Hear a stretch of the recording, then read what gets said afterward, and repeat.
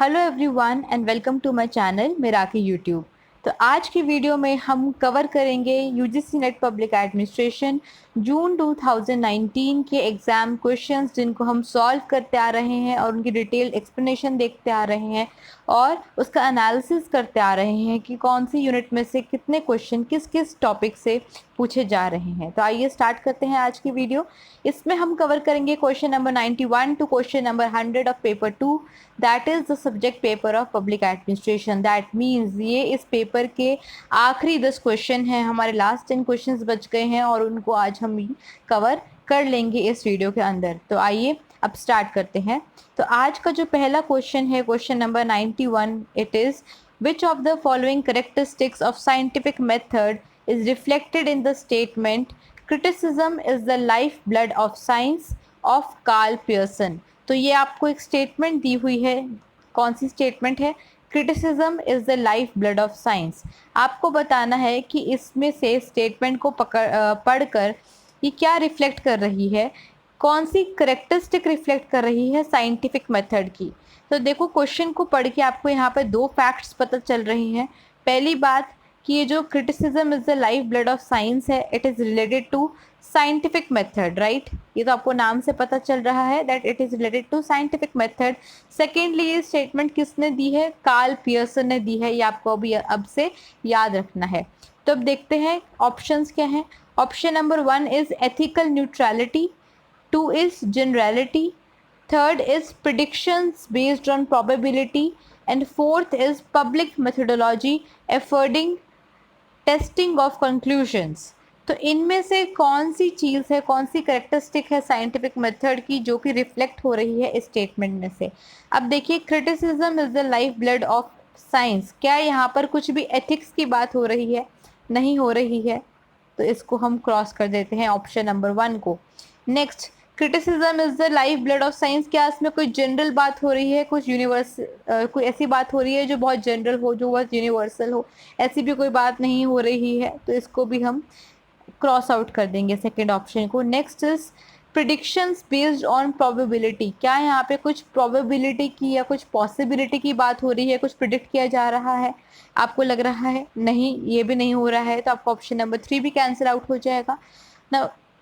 Last देखते हैं, public methodology affording testing of conclusions. अब इसको आप ध्यान से देखिए। जब क्रिटिसिज्म, क्या क्रिटिसिज्म एक मेथोडोलॉजी हो सकती है? मे भी हो सकती है। अब क्या होगा अगर क्रिटिसिज्म होगी तो जो भी साइंटिफिक रिसर्च में स्टेटमेंट दी गई है उसकी टेस्टिंग होगी। तो या तो वो सही होगा या नहीं होगा। अगर सही नहीं होगा तो फिर से उसको आगे प्रोसीड किया जाएगा। मतलब अगर कोई थ्योरी दी गई है, फॉर एग्जांपल कुछ भी थ्योरी है, कोई एटॉमिक मॉडल की थ्योरी है, ठीक है, तो या तो वो सही होगी या वो गलत होगी। अगर तो सही है वेल एंड गुड, अगर नहीं सही है तो क्या होगा, फर्दर उस थ्योरी पे रिसर्च की जाएगी। अगर सही है भी है तो हो सकता है कुछ फैक्टर्स के अंदर वो थ्योरी जो है वो सही हो, कुछ फैक्टर्स में, कुछ वेरिएंट्स में वो जो थ्योरी है वो सही ना हो, तो वो उसका क्या बन जाएगा? क्रिटिसिज्म। तो जहाँ भी कोई किसी थ्योरी की क्रिटिसिज्म होती है वहाँ स्कोप होता है क्या, उसको आगे कंटिन्यू करने का। इसलिए क्या कहा गया है that criticism is the life blood of science. तो एक तरीके से क्रिटिसिज्म से ही जो साइंस है, साइंस का फील्ड है, साइंटिफिक रिसर्च है, वो आगे कंटिन्यू हो रही है।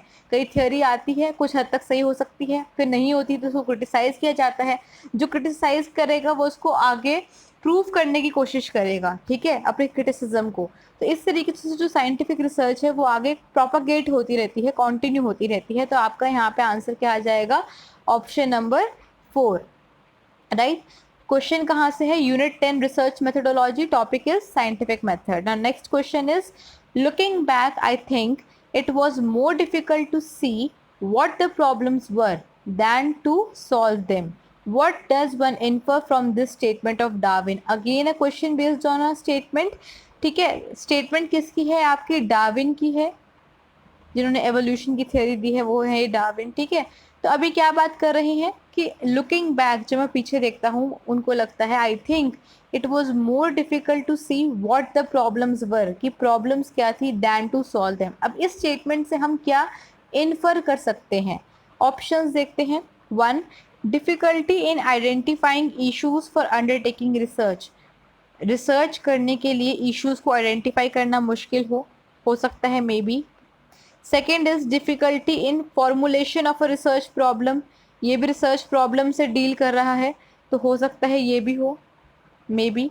Difficulty in selecting tool for collecting data, ये नहीं होगा, कोई भी हमने यहाँ पे जो स्टेटमेंट पढ़ी है इसमें कोई डेटा कलेक्शन की कोई बात नहीं हुई है, कोई टूल की बात नहीं हुई है, तो ये पक्का गलत है। लास्ट देखते हैं, difficulty in preparing research design, तो रिसर्च डिज़ाइन की बात क्या कर रहे हैं, देखो यहाँ पे हाउ की कोई बात हो रही है कि कैसे सॉल्व करना था, कोई बात नहीं हो रही है, ठीक है। बात क्या हो रही है, what the problems were then to solve them, तो फोर्थ भी नहीं आएगा। अब बच गया आपके स्टेटमेंट नंबर 1 और 2। अब ध्यान से देखिए, looking back I think it was more difficult to see what the problems were then to solve them. देखिए अब यहाँ पर हम सबको पता है सोसाइटी में क्या प्रॉब्लम्स हैं, या अगर हम किसी भी फील्ड में हैं, suppose I belong to the field of public administration, तो एडमिनिस्ट्रेशन में इश्यूज क्या हैं मुझे पता है। रिसर्च करनी आसान है, दिक्कत कहाँ होती है जब हमें रिसर्च किस चीज़ पे करनी है, किस प्रॉब्लम पे करनी है, ठीक है। कोई भी आप सोसाइटी का इशू ले लीजिए, कुछ भी ले लीजिए, तो एक इशू जो है, देखो हम जो रह रहे हैं, हम इंटरकनेक्टेड वर्ल्ड में रह रहे हैं, हर डिसिप्लिन किसी और डिसिप्लिन से इंटर रिलेटेड है, ठीक है। तो अब हम अगर रिसर्च लेंगे तो एक बहुत ब्रॉड बेस्ड रिसर्च लेके हम नहीं चल सकते, हमें कुछ ना कुछ उस पर बाउंड्रीज सेट करनी पड़ती हैं, ठीक है। हमें कुछ बाउंड्री सेट करनी पड़ती हैं कि अगर हम ये सपोज कोई गवर्नमेंट स्कीम है, आप लगा लीजिए, मुझे उस पर कुछ रिसर्च करनी है, तो मैं क्या बोलूँगी कि मुझे इस स्टेट में रिसर्च करनी है, ठीक है। ये वाली स्कीम इस पर्टिकुलर स्टेट में, या ये वाली स्कीम इस पर्टिकुलर डिस्ट्रिक्ट में, या इस पर्टिकुलर ब्लॉक के अंदर, या फिर मैंने स्कीम को स्पेसिफाई किया, मैं सारी गवर्नमेंट स्कीम्स नहीं लेकर चल सकती, ठीक है। प्रॉब्लम तो है, इम्प्लीमेंटेशन में प्रॉब्लम है, तभी हमें समझ आ रहा है गवर्नेंस ठीक से कि नहीं चल रही, क्यों, क्योंकि इम्प्लीमेंटेशन में प्रॉब्लम है। तो क्या मेरे लिए पॉसिबल है कि मैं सारी की सारी स्कीम्स को एनालाइज करूँ, नहीं पॉसिबल है। तो एक रिसर्च प्रॉब्लम को फॉर्मुलेट करना वो है मेन इशू, ठीक है जी। तो इसका आंसर क्या हो जाएगा, difficulty in formulation of a research problem. अगर आप इसको एक और इजी तरीके से समझना चाहें तो आप सबने देखो बेसिकली 10th लेवल तक तो मैथ सबने पढ़ा होता है, राइट। तो उसमें हम कुछ क्वेश्चंस करते हैं जिसमें फॉर्मूला अप्लाई करना होता है, ठीक है। तो हमें फॉर्मूले याद होते हैं, वी नो द फॉर्मूलाज, ठीक है। मेन इशू कहाँ होता है कि इस स्टेटमेंट में, कोई भी आपको स्टेटमेंट दे रखी है, कुछ भी स्टेटमेंट दे रखी है, ठीक है, उसमें फॉर्मूला लगाना कौन सा है। तो अगर आपने ये आइडेंटिफाई कर लिया कि फॉर्मूला लगाना कौन सा है, तो आप उस मैथमेटिकल प्रॉब्लम को सॉल्व कर सकते हैं। ये तो सबको ही पता है कि वो प्रॉब्लम है ना, तभी हमारे सामने सॉल्व करनी है। तो ये इस तरीके से आप इसको समझ सकते हैं। इश्यूज तो सब जगह है, प्रॉब्लम तो हर जगह है, लेकिन रिसर्च के तरीके से उसको कैसे फॉर्मुलेट करना है ताकि रिसर्च की जा सके, that is the main issue. और यही हम इन्फर कर सकते हैं इस स्टेटमेंट से डार्विन की। आई होप आपको कोई डाउट नहीं होगा, तो इसका आंसर हो जाएगा option number 2। Question is from identification of research problem. अब यहाँ पे आइडेंटिफिकेशन ऑफ रिसर्च प्रॉब्लम है, तो आपको उससे कंफ्यूज नहीं करना है कि इसका ऑप्शन फर्स्ट आएगा आइडेंटिफिकेशन इश्यूज, ये दोनों अलग अलग बात है, ठीक है। टॉपिक का नाम आइडेंटिफिकेशन है, लेकिन इसमें बहुत कुछ आता है। Now coming to the next question, given below are two statements, one labeled as assertion and the other labeled as reasoning. Reason are, read the statements and select the correct answer from the codes given below. आपको पता ही है assertion reason कैसे हम solve करते हैं, तो अब assertion वाली statement देखते हैं क्या बोल रही हैं। Conceptual research is related to some abstract idea or ideas or theory. Conceptual research वो रिसर्च है जो किसी एब्स्ट्रैक्ट आइडिया से या थियोरी से डील करती है। Now what is the abstract चीज़ क्या होती है जिसको हम छू नहीं सकते, विच इज़, जिसे हम कह सकते हैं कोई इमोशन है जो कि एक हार्ड नहीं है, राइट। मतलब जैसे एक हम हार्डवेयर की बात करते हैं, एक सॉफ्टवेयर की बात करते हैं, तो एब्स्ट्रैक्ट मतलब कोई आइडिया है, आप आइडिया को छू नहीं सकते हो, ठीक है। It is not physical in existence. Second is, तो क्या ये बात सही है कंसेप्चुअल रिसर्च के बारे में, ये बात बिल्कुल ठीक है। कंसेप्चुअल रिसर्च वो होती है जो किसी थियोरी की बात करती है, तो आप एक थियोरी को टच तो नहीं कर सकते हैं, ठीक है। नाउ सेकंड क्या कह रहा है, reason, it is data based research coming up with conclusions capable of being verified. अब अगर आप पहली स्टेटमेंट समझ गए हैं तो आप यहाँ पे समझ जाएंगे कि ये जो स्टेटमेंट है इसको ऊपर वाली स्टेटमेंट को कॉन्ट्राडिक्ट कर रही है, ठीक। कैसे, ऊपर हम बात कर रहे हैं किसी abstract idea, for example happiness, ठीक है, लव, हेट्रेड, पीस, ये सारे एब्स्ट्रैक्ट आइडियाज हैं। इनको क्या आप कैलकुलेट कर सकते हैं, इनको वेरीफाई कर सकते हैं, इन पर डेटा कलेक्ट कर सकते हैं नंबर्स के अंदर? आप नहीं कर सकते हैं। तो ये जो है कंसेप्चुअल रिसर्च, आप डेटा बेस उसकी वेरिफिकेशन जो है वो नहीं हो सकती है। तो आपका जो रीज़न है वो फॉल्स है और एजर्शन जो है वो ट्रू है। तो आपका कौन सा यहाँ पे ऑप्शन आएगा? Option number 3 A is true but R is false. तो स्टेटमेंट नंबर 3 सही हो गई है। Topic is types of research, unit 10 research methodology. Now next question, which one of the following is not the correct meaning of hypothesis? 4 statements दे रखी हैं, उनमें से कौन सा उसका हाइपोथेसिस का मीनिंग नहीं है? मतलब 3 स्टेटमेंट सही हैं और एक आपकी गलत है। फर्स्ट स्टेटमेंट पढ़ते हैं। It is a simple statement that explains some event, हो सकता है सही लग रहा है। Second is it is a true statement about something. Third is it is a belief about something. And fourth is it is a prediction that suggest some conclusion. अब देखो, अगर आपने रिसर्च मेथोडोलॉजी पढ़ी है तो आपको बेसिकली कुछ idea होगा व्हाट इज़ एन हाइपोथेसिस। जब हम कोई रिसर्च करते हैं तो हम हाइपोथेसिस बनाते हैं ताकि जो हमें प्रूव करना है हम उसको प्रूव कर सकें। फॉर एग्जाम्पल से मैं आपको यहाँ पर समझाती हूँ। फॉर एग्जाम्पल, एक बहुत ही रैंडम एग्जाम्पल मैं ले रही हूँ। फॉर एग्जाम्पल, मुझे प्रूव करना है that girls are smarter than boys. ऐसा कुछ मेरा है नहीं, मतलब this is just an random example है, ठीक है। Girls are smarter than boys, मुझे ये प्रूव करना है। तो मैं हाइपोथेसिस क्या बनाऊंगी?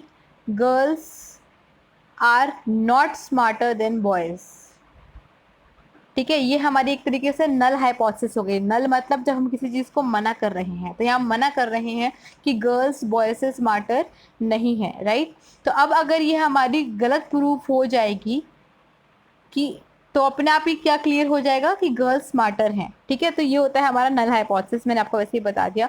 अब देखिए, ये एक हाइपोथेसिस का आपके सामने एग्जाम्पल हो गया। अब इसको समझते हैं। एक सिंपल स्टेटमेंट है जो कोई एक इवेंट एक्सप्लेन कर रही है कि गर्ल्स स्मार्ट बॉय से स्मार्टर नहीं है, तो ये आपका सही हो गया। सेकंड क्या कह रहा है? It is a true statement about something. क्या एक सही स्टेटमेंट है? ट्रू है? नहीं, ये गलत भी हो सकती है। अगर मैंने कहा गर्ल्स बॉय से स्मार्टर नहीं है, तो ये सच भी हो सकती है, ये झूठ भी हो सकती है, ठीक है। मेरा पर्पस ही ये है कि मैं उसको गलत प्रूव करूँ। तो ये हमारा कोई फिक्स नहीं है कि ये जो हमारा हाइपोथेसिस होगा वो ट्रू ही होगा। तो ये स्टेटमेंट आपकी पक्का गलत हो गई। Third is it is a belief about something. मेरा बिलीफ है कि गर्ल्स स्मार्टर हैं, या फिर मेरा बिलीफ है गर्ल्स स्मार्टर नहीं है। फॉर एग्जांपल, मैंने हाइपोथेसिस में यहाँ पर क्या लिया है कि girls are not smarter than boys, ठीक है। तो ये मेरा बिलीफ है कि स्मार्ट नहीं है। मैं यहाँ पे ये हाइपोथेसिस क्यों ले रही हूँ? Because in the end I want to prove that girls are smarter than boys. तो अगर ये नल हाइपोथेसिस मेरी प्रूव हो जाती है कि सही नहीं है, तो ऑटोमेटिकली जो गर्ल्स हैं वो बॉयज से स्मार्टर हैं, मेरा ये रिजल्ट प्रूव हो जाएगा। तो ये स्टेटमेंट आपकी सही है। Last is it is a prediction that suggest some conclusion. हम प्रिडिक्ट कर रहे हैं कि वो उनसे स्मार्ट हैं या नहीं है, ठीक है, या कुछ भी आपका हो सकता है इसमें। तो ये स्टेटमेंट भी सही है। तो कौन सा सही नहीं है? It is a true statement. ये ज़रूरी नहीं है कि ये सच हो, सही हो। तो आपका आंसर क्या हो जाएगा? Option number 2। टॉपिक क्या हो गया आपका? Hypothesis. Now coming to the next question, which of the following is not an important objective of preparing a questionnaire to conduct research survey? अब आपने एक सर्वे करना है, रिसर्च सर्वे करना है, उसके लिए आप क्वेश्चनर बना रहे हैं। तो इनमें से कौन सा एक इम्पॉर्टेंट ऑब्जेक्टिव नहीं है क्वेश्चनर बनाने का? राइट, इम्पॉर्टेंट वर्ड यहाँ पे है। इम्पॉर्टेंट कौन सा नहीं है? आप देखेंगे इम्पॉर्टेंट ऑब्जेक्टिव कौन सा नहीं है। स्टेटमेंट्स पढ़ते हैं, ऑप्शंस पढ़ते हैं। 1, successfully gathering information that answers each study question. Second, motivating respondents to answer all questions to the best of their ability. Third, facilitating timely completion of the research survey. Fourth, keeping all potential errors to a minimum. देखिए, research सर्वे हम क्यों करते हैं? हमें information collect करनी है अपनी research को सपोर्ट करने के लिए, ठीक है। क्योंकि कुछ भी रिजल्ट निकालने के लिए हमें इंफॉर्मेशन चाहिए। अब उसके लिए हमने क्या किया? सर्वे करने के लिए क्वेश्चनर बना लिया है। अब हम देखते हैं कि इनमें से कौन कौन से इसके ऑब्जेक्टिव्स हैं कि नहीं है। Number 1, successfully gathering information that answers each study question. Obviously हमें इन्फॉर्मेशन चाहिए जो कि हमारे हर स्टडी क्वेश्चन जो हम रिसर्च लेके चले हैं, उसका जो क्वेश्चंस हमने सॉल्व करने हैं, उनको उससे रिलेटेड हमें इन्फॉर्मेशन चाहिए। तो ये तो हमारा मेन ऑब्जेक्टिव ऑब्वियसली है, तो ये आपका आंसर नहीं होगा। सेकेंड क्या है? जो रिस्पॉन्डेंट्स हैं जिनसे हम सर्वे भरवा रहे हैं, motivating respondents to answer all questions to the best of their ability. अब अगर वो सारे क्वेश्चंस सॉल्व करेंगे, सारे क्वेश्चंस का आंसर देंगे, तभी हमारी जो रिसर्च है वो कॉम्प्रिहेंसिव होगी, तभी हमारे रिजल्ट्स अच्छे होंगे। तो ये भी हमारा एक एम रहता है, ऑब्जेक्टिव रहता है कि उनको मोटिवेट करें कि वो सारे के सारे जो क्वेश्चंस है उनका आंसर दे, ताकि इन्फॉर्मेशन ज़्यादा से ज़्यादा आए, रिसर्च जो है ज़्यादा से ज़्यादा हमारी सक्सेसफुल हो, फ्रूटफुल हो। तो ये भी आपका आ गया। थर्ड क्या है? Facilitating timely completion of the research survey. ये कोशिश करना, फैसिलिटेट करना कि जो हमारा रिसर्च सर्वे है वो टाइमली कंप्लीट हो सके। हो सकता है मे बी, पहले सारी स्टेटमेंट्स पढ़ेंगे।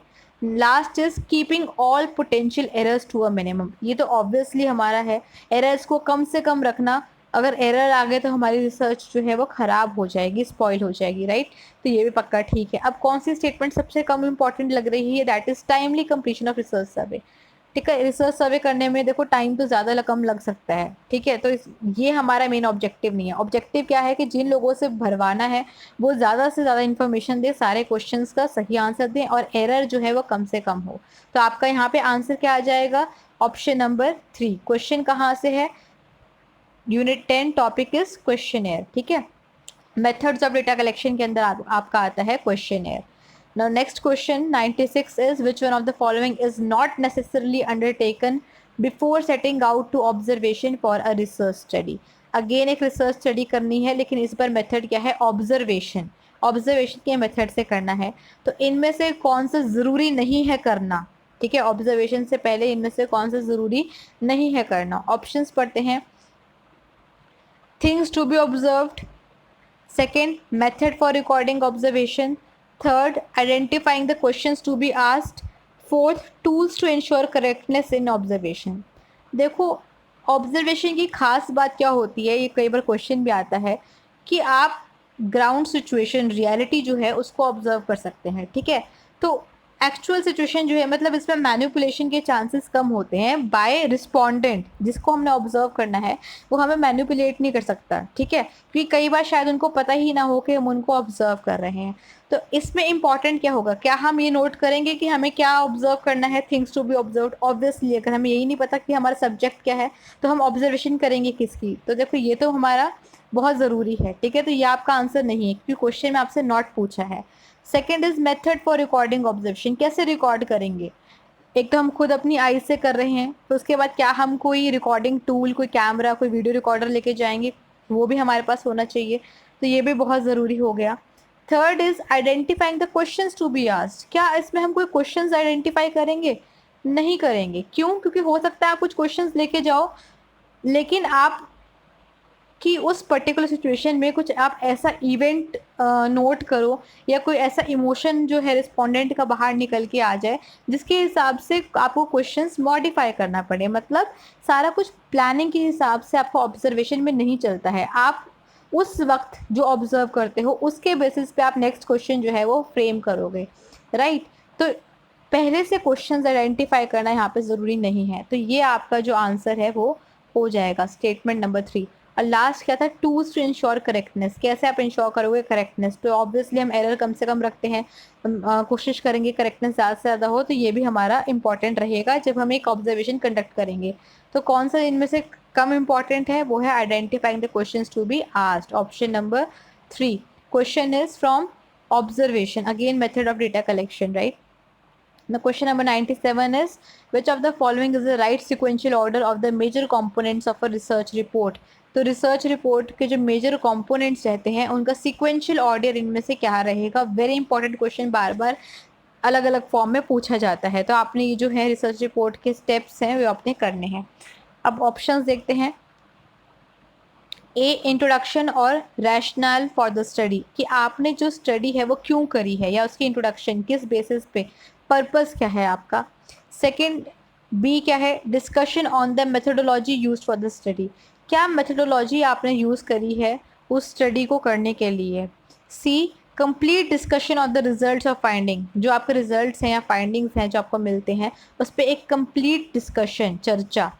Last is review of the literature examined for the study, जो आपने स्टडी किया है उसके लिए आपने कौन कौन से लिटरेचर को रेफ़र किया है, रिव्यू किया है, ठीक है जी। अब कॉमन सेंस है यहाँ पर थोड़ा सा, देखो अगर नहीं भी पढ़ा हो तो भी आप थोड़ा बहुत सॉल्व कर सकते हैं। कंप्लीट रिजल्ट कब आएगा? सबसे आखिर में आएगा, ठीक है, ये तो आपको पता है रिजल्ट पहले स्टार्टिंग में तो रिजल्ट नहीं आता, तो रिजल्ट जो है वो लास्ट में आएगा इन 4 स्टेप में से। ठीक है, अब देखो सी लास्ट में कहाँ पे है, इधर है ऑप्शन नंबर इसमें। ठीक है, देखो discussion of the on the methodology तो नहीं होगा लास्ट में, तो आपका ये तो बिल्कुल कट गए यहाँ पर। ठीक है, तो आपका बच गया ये कि लास्ट में सी या डी। अब review of the literature examine for the study, कौन सा रिव्यू करा है लिटरेचर वो आएगा, या फिर discussion on the complete discussion on the of the results और फाइंडिंग्स, आपका ये आएगा। ठीक है, तो यहाँ पर मेरे को क्लियर है कि यहाँ पे सी लास्ट में आना चाहिए, लेकिन कुछ बच्चों को कन्फ्यूजन हो सकता है इसके ऊपर भी, रिव्यू ऑफ द लिटरेचर पे, लेकिन ये कंफर्म है कि आपके ये जो 2 ऑप्शन हैं वो एलिमिनेट हो जाएंगे। ठीक है, अब उसके बाद बात करते हैं इंट्रोडक्शन क्या होगी, सबसे पहले होगी कि हम क्यों कर रहे हैं, तो ए सबसे पहले आएगा, दोनों के अंदर सबसे पहले है। अब उसके बाद है मेथोडोलॉजी।